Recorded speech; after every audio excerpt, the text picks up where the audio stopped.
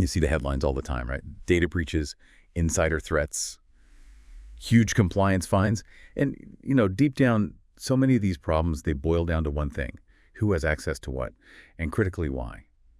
Managing all those digital identities, it's not just tech security anymore. It's really about business integrity, about trust. So today, we're doing a deep dive into two terms you hear a lot, often jumbled together. IGA, that's Identity Governance and Administration, and ILM, Identity Lifecycle Management. They sound, well, like a bit of an alphabet soup, maybe. But honestly, they're absolutely crucial. They secretly keep things running securely in almost every big organization. They absolutely do. And that's really our goal today, isn't it? To sort of untangle these two, understand what each one does on its own, and then crucially show you how they fit together, how they work hand in hand to manage and secure digital access. We're aiming for clarity here. Hopefully you'll have a few, aha moments about how your own data and access are being managed behind the scenes. Okay, sounds good. So to start untangling, let's zoom right in on ILM first. What's its basic job? What's its core purpose? Right. So ILM, Identity Lifecycle Management. Think of it like the specialized HR for digital identities. Its main focus, its core job, is really just the practical process, bringing a digital identity into existence when someone joins, keeping it up to date when things change, maybe a promotion, a new department, that kind of thing. And then, importantly, making sure it's properly retired, deactivated when it's no longer needed across all the different systems an organization uses. So it's very operational then, like an engine running in the background, maybe often as part of something bigger. Exactly. That's a great way to put it, an engine. Its components are pretty much focused on those day-to-day admin tasks. Creating the user account, syncing it between the HR system and, say, Active Directory, updating attributes like job titles, and, of course, deactivating accounts when someone leaves. But here's the key thing to grasp. ILM, on its own, doesn't inherently do the governance piece. It doesn't check if the access being granted aligns with company policy or manages risk. Not unless it's specifically integrated into and told what to do by a broader system. It's really the how of managing the identity's journey, but not the why behind the access itself. Okay, let's make that concrete. We saw some examples in the source material, right? Like automatically setting up a new hire's accounts in Active Directory, maybe their email, basic application access, and then when they leave, zap, those accounts are automatically turned off. Or maybe even simpler, like a PowerShell script that just syncs HR data changes over to AD, creates new hires, updates roles, disables leavers. Exactly, and the outcome of that is pretty straightforward. It keeps identity information consistent across systems, stops things getting out of sync. But, like we said, it doesn't by itself check if giving someone that particular access follows the rules or security best practices. It's efficient processing, which naturally leads us to the bigger picture. And I guess that's where IGA comes in, right? Because ILM handles that specific, often automated journey, create, update, delete. But what it doesn't do on its own, and this is where things can go wrong for companies, is ask those bigger questions, like, should this person have this access? Is it risky? Precisely. That's exactly the role of IGA, Identity Governance and Administration. It's designed as a much broader framework to tackle those exact questions. It cleverly combines two things: identity governance, which is all about setting and enforcing policies, ensuring compliance, providing visibility of burgs, and identity administration, which handles the practical tasks like provisioning accounts and managing specific permissions or entitlements. And its scope is wide. It covers the whole identity ecosystem, not just human users, but machines, applications, APIs, even data itself. So the core purpose of IGA then is really about ensuring access is secure and compliant, things like GDPR, HIPAA, SOX, all those regulations.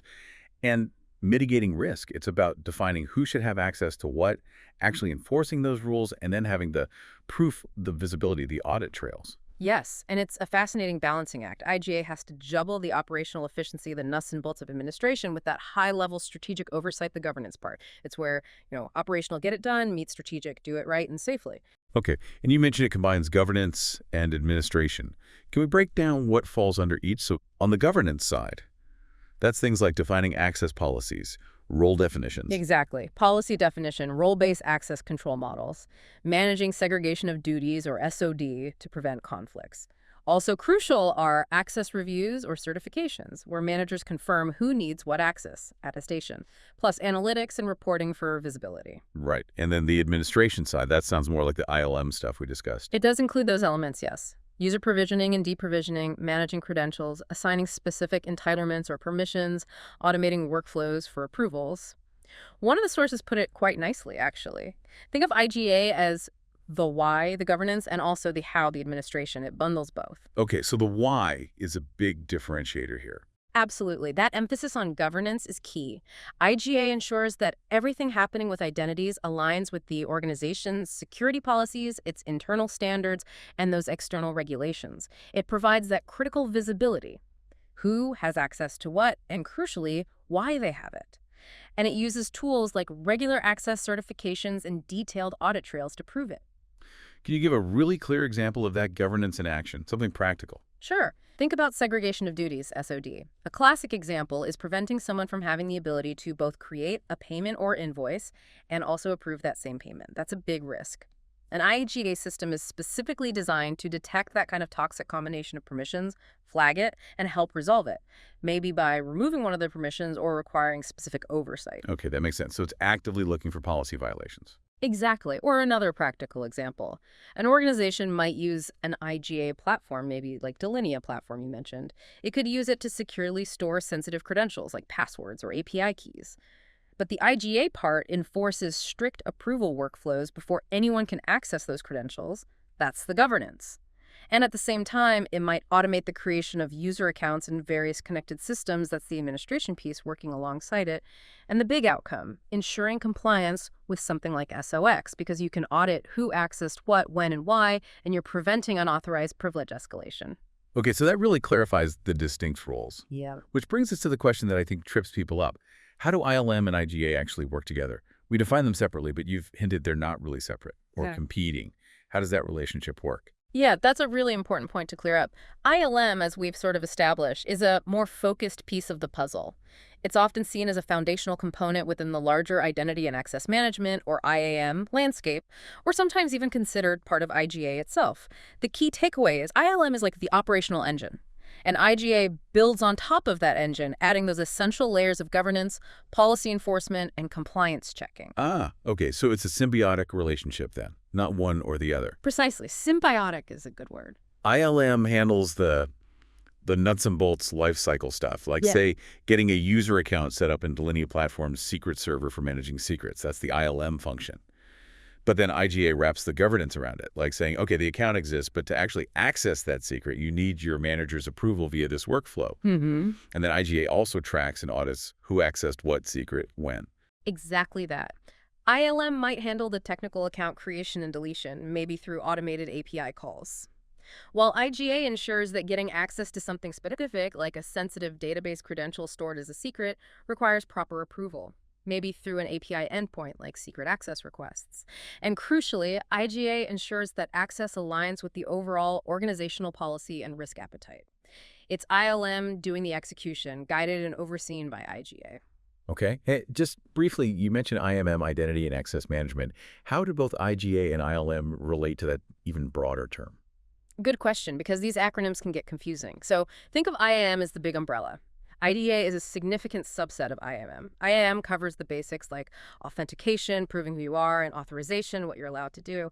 IGA extends beyond that basic access control to include all the governance and administration layers we've been talking about. And ILM, as we said, is really a foundational piece within either IMM or IGA, focused squarely on those lifecycle processes, create, update, delete, that make everything else possible. Okay, great. That helps place everything. Yeah. So we've covered a lot of ground. If you had to really boil down the core differences for everyone listening, maybe hit the key points again. Sure, let's summarize. Thinking about scope. IGA is broad. It covers policy, compliance, risk, and operations. ILM, much narrower. Just the operational identity processes. Right, and their focus reflects that. IGA is looking at policy, compliance, risk, strategy. Exactly. While ILM is laser-focused on the operational mechanics, create, maintain, terminate identities efficiently. Okay. And the big one, governance. That's a clear split, isn't it? Absolutely. IGA. Yes, that's central to its purpose. Policy enforcement, access reviews, audits.